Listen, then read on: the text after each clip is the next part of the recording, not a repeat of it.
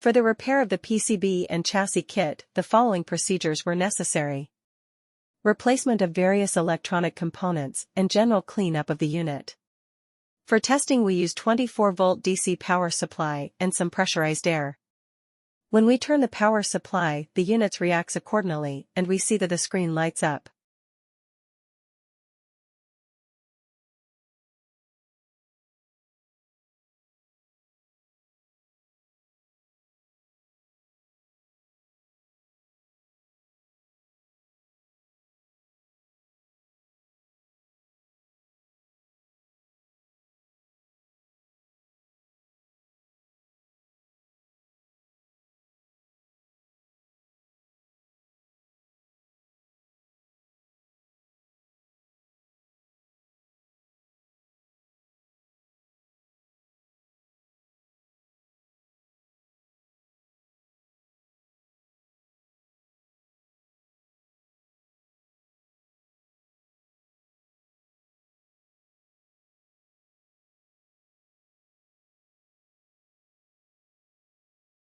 No further testing is possible due to the absence of additional units.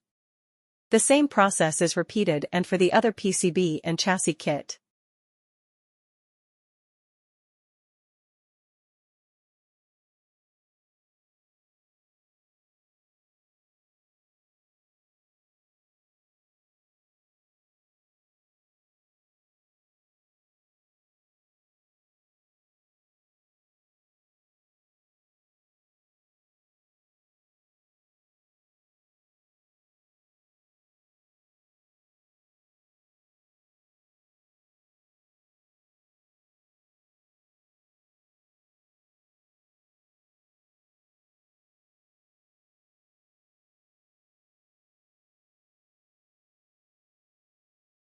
It is now clear that the PCB and chassis kit is working successfully and is ready to be delivered to the client.